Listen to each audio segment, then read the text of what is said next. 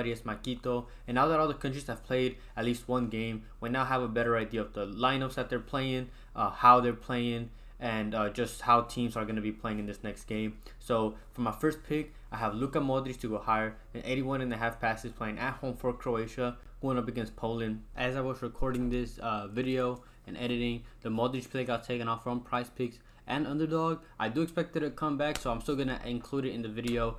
You can take it up to around 83, 84.5. I just wanted to put that out there.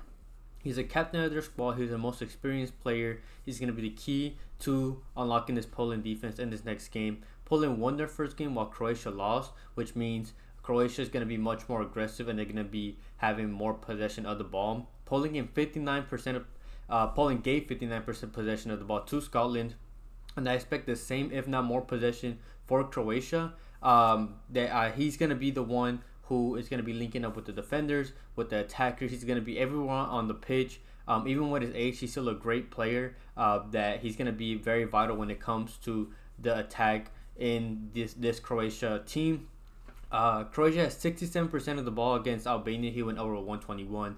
67% of the ball against Armenia. He had 104. He has 69% of possession of the ball against Latvia. He went under with 80, but he got subbed out with just 5 minutes ago, so he would have definitely gone over if he would have been able to play.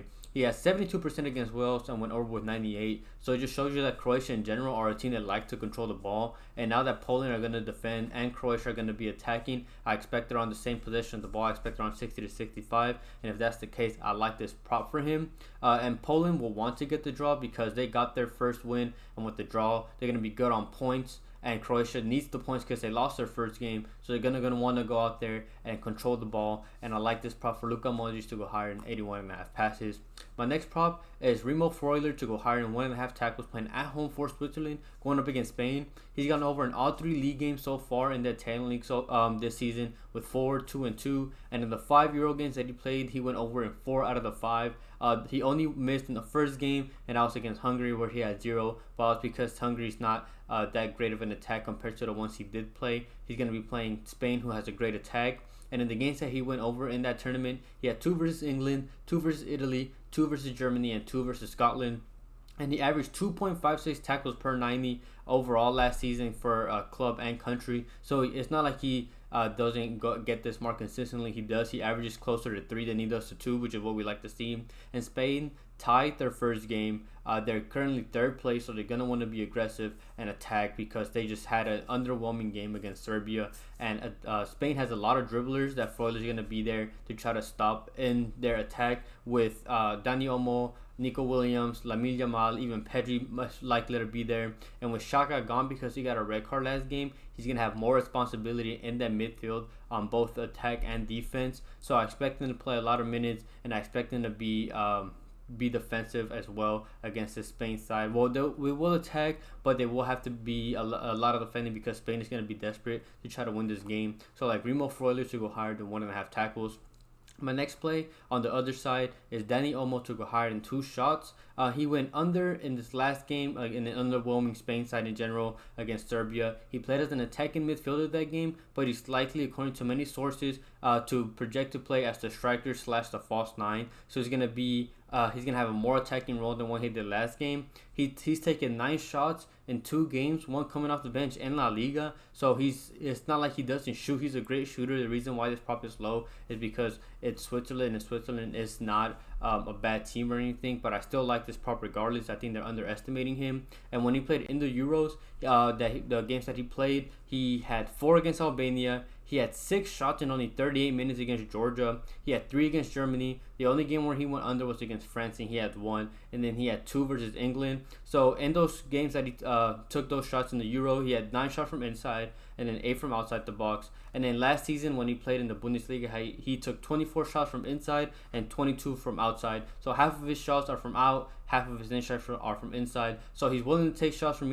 anywhere that he gets the ball from, and he's going to get great service from Pedri, Yamal, Nico Williams, great passers. Even Fabian Ruiz is an underrated player for them. And I think 2 shots is just too low for 1, a player like him, 2, a great teammate, great service he's going to get, and 3, a Spain side that's going to want to attack and go out there and get some points. So like Dani Olmo to go higher than 2 shots. My next prop is Thomas Suslo to go higher than 2.5 shots playing at home for Slovakia, going up against Azerbaijan.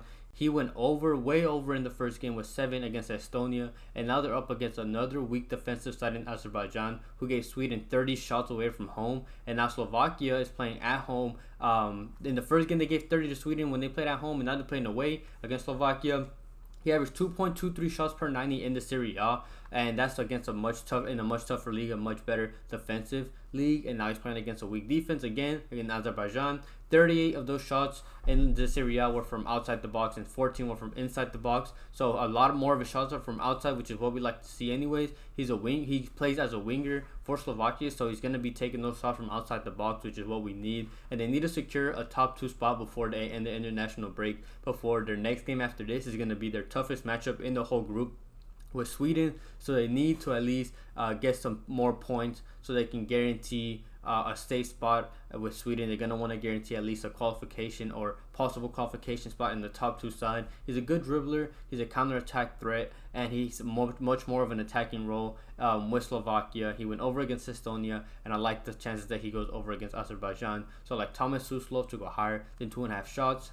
And then the last prop that I like is Gerson Rodriguez to go higher than 3.5 shots playing at home for Luxembourg, going up against Belarus. He averaged 4.5 shots per 90 in the Euro qualification, and in the games that he played in that qualification at home, he had 4 against Bosnia, 6 against Slovakia, 7 against Liechtenstein, in 45 minutes, I might add. He only played one half against Liechtenstein, and he had 7, and the only game where he went under was against Portugal, which is a very tough defense. And in the last Nations League that he played in with Luxembourg, he averaged almost 5 shots with 4.97 shots per 90. And in the games that he played at home, he has 7 against Lithuania, 5 against Faroe Islands, and the only game where he went under was 2 against Turkey. So you can see that he does great and takes a lot of shots against these weaker defensive matchups. So now he's going against Belarus at home, and it's just a great matchup for him to take advantage of. And Belarus played Bulgaria at home and still gave them 17 shots. So like I said, it's going to be a great chance for Luxembourg and for Gerson Rodriguez to take those shots. And in the qualification, he took 16 from outside the box, 11 from inside the box. And in the last Nations League, he took 18 from inside and 9 from outside. So he's willing to take those shots, whether he's from long range or if he gets passes on the inside of the box. So he's willing to take those shots from anywhere. They lost the first game, so they have 0 points, while Belarus drew and have 1 point. So I expect Luxembourg to be more aggressive, try to get points against a weak Belarus side. And he's their main attacker. He is Luxembourg's all-time top scorer. Luxembourg are going to be aggressive, try to get some points against a weak defensive matchup. They're probably their best matchup in Belarus. So I like Gerson Rodriguez to go higher than 3.5 shots. I want to give a quick shout out to my partner Underdog Fantasy. You can use code Maikito in the description. They'll match your first deposit up to $1,000 right now. And I also want to mention that I have the YouTube membership for those that are interested. For those that want to join, get the content out before anyone else. Great way to support the channel as well. And I'm also coming up with ideas on ways to just add more stuff to it. I've always said that I still want to keep this not like other premium YouTube people that do this gambling stuff, where they have like a premium Discord and all this and this and that. People in the premium just get the content out before anyone else, but I also want to try to figure out ways in just improving it in general. I've thought about stuff like doing a random draw every month. One member gets it for free every month. Just stuff like that to just try to improve it for everyone else. And then I also have my PrizePicks, my Fliff code where I play all my moneyline plays, and also have my Cashapp if you're ever feeling generous and want to give back. And I really appreciate anybody who supports me anyway. We're gonna try the ladder challenge again. First day, which is very unfortunate with Columbus and their game. I'll get into that when I go over the picks. But for the first play, this is a plus 107 slip you can get on Fliff. Like I said, link is in the description if you want to use that. It's a mobile app. The first one is the Portugal corners 3-way against Scotland, which means that they will end the game with more corners than Scotland. They'll control the ball, they'll attack more, they're going to have much more chances to even get those corners in general than Scotland. Scotland's going to be playing counter-attack ball, which means give Portugal possession of the ball and just try to hit them on the counter, and even then Portugal will stop them there. And then Scotland's just going to try to block the ball whenever Portugal shoot. And opponents went over in all 3 games in the Euros versus Scotland, and also the last game. So that's in the last 4 games that Scotland have played within the last 2 months. Opponents have gone over this prop.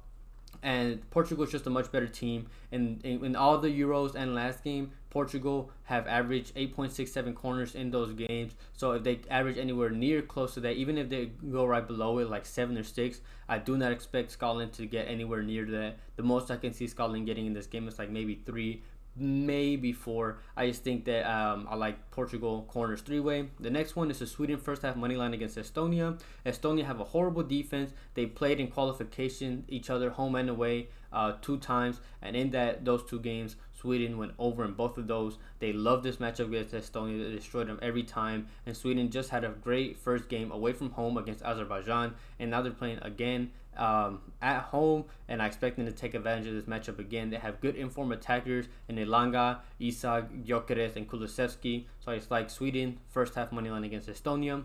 And the last play for the slip is for Luxembourg to score at least 1 goal or more, of course, against Belarus. They have the better attack in my opinion. They have Gerson Rodriguez, like I said, their all-time leading scorer. They scored 13 goals in 10 games in qualification, while Belarus conceded 14 goals in 10 games in qualification. So Belarus' main way of playing, it's not by scoring, it's just by defending, and that's going to be perfect for Luxembourg because they're going to want to get those points against them because they lost the first game. And Bulgaria are unlucky to and the first Belarus game that they played Bulgaria, and they were unlucky to even score against them away from home. They had 9 shots on target and were expected to score 1.09 goals. They just took a man of the match performance from their keeper, but now they're playing away from home where they don't have the crowd on their side, and I like the odds that Luxembourg go over 0.5 goals. Quickly going over last video's picks, it wasn't that good of a day. When it came to the player props, I went 3 and 4. I had 2 added plays, both of those hit. So if you grabbed those before the game started, and you would have hit those, and that was Pascal Grobe to go higher or lower than 0.5 shots on target, and the Lig to go lower than 2.5 clearances. Both of those ended on 0. And then the Saka Chile play that you got on underdog hit as well. Even if you took him, even if you took a shot on target, which some people took because it got taken away, or even his bump at 2.0, still hit as well. And then Salai higher than 1.5 shots. He had 2, and for some reason they took 1 away. I'm not sure what happened. He hit, but they took a shot away, which was weird. Schick, I believe, only took 1 shot, so he just didn't have a good game. Herrera higher than 1.5 shots. He took a shot within like the first 10-15 minutes or something like that, and just didn't take another one, which was unfortunate as well. And then Chicago just played a horrible game. Bono didn't even have a chance to get any saves. Chicago had 2 on target. He was able to save 1 of them. New England and Vancouver in our ladder challenge slip hit. Columbus, they, like I said, they conceded 9 goals in 12 games, and they conceded almost half of that in this last game at home against Seattle, which was just really weird. They didn't even concede in the last 2-3 games, I believe. Even when they played without Cucho, they still managed to win. So I do not see, it was just very unfortunate. But like I said, New England and Vancouver came through, and then North Macedonia, they tied their game. So just not that good of a day, honestly, but we bounced back. We can't let that discourage us. Bad days are bound to happen no matter what. So it's just part of the process. It happens, but I expect a better day tomorrow. I like the props. So if you would like the video, comment as well to boost the video out to more people. I also have the free Discord in the description where people talk about their lines, their plays, just talk during the games. It's just a great community I'm trying to build over there. But other than that, I hope everybody has a good night, a good day, and we can cash out tomorrow.